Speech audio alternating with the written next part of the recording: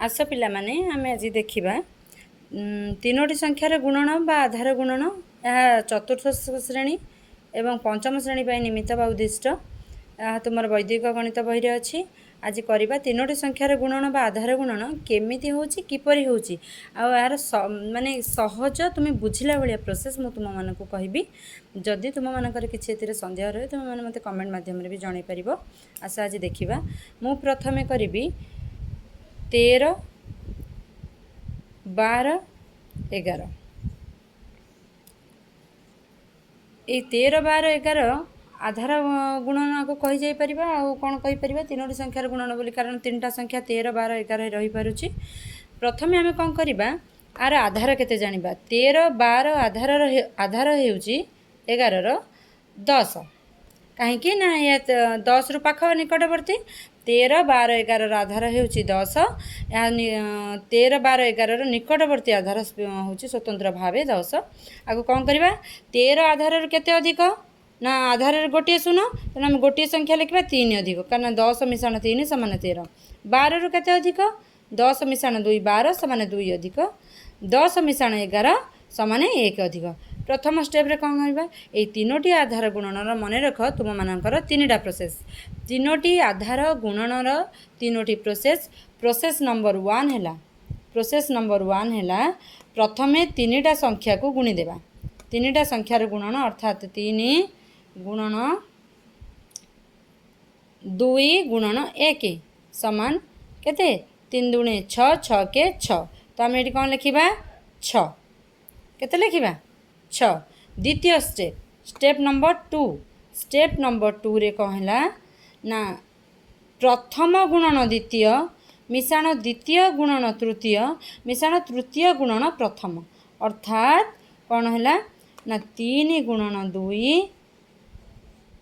मिशाण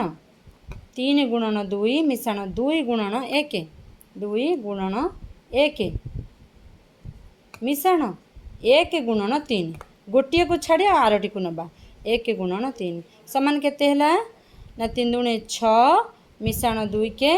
2 मिशाण 3 के 3 6 2 8 3 11। द्वितीय स्टेप है 11 ये 11 को केमिति रखिबा 10 घर रखिबा तले एकक घर रखिबा ऊपर। स्टेप नंबर 3 रे तुमे माने कौन करिवो देख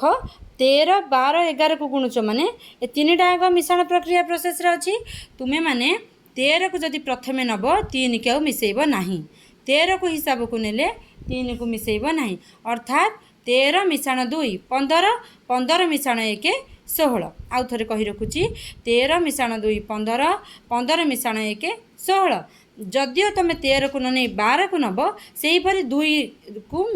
हिसाब करिब नाही 12 मिशाण 3 15 15 मिशाण 1 से 16 जदि 11 को नौच 1 मिसेब ना 1 लुचई देव 11 मिशाण 2 13 13 मिशाण 3 16 से परी 10 घर रखिब तले 1 घर रखिब ऊपर। एबे आम मिसेइबा प्रक्रिया स्टार्ट करिबा एबे कहि रखुची मिसेइबा प्रक्रिया एथरे काहे स्टार्ट करिबा ना कारण हमर आधार रे कौन गोटे शून्य गोटे अंक ही रहिबो गोटे अंक ही रहिबो जेहेतु ये सीना गोटे अंक प्रथम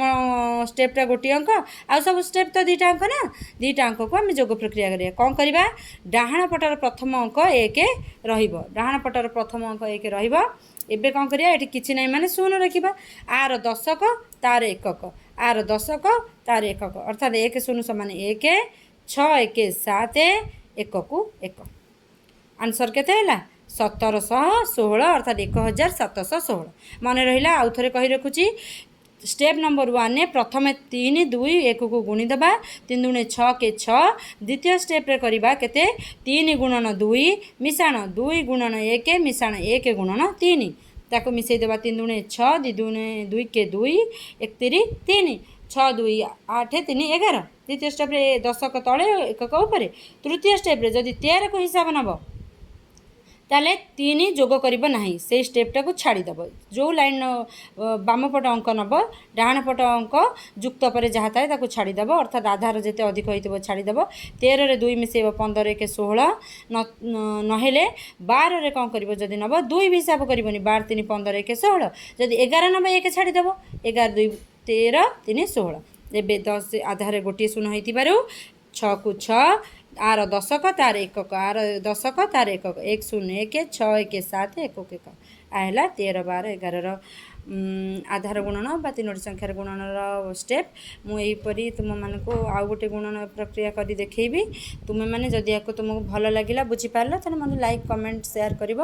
आदि भी न बुझीगला खराब लगे ताकि कमेंट मध्यम जनइब नेक्स्ट क्लास कौन सुविधा है देखिकी कहि आउ एतिक रही जय जगन्नाथ।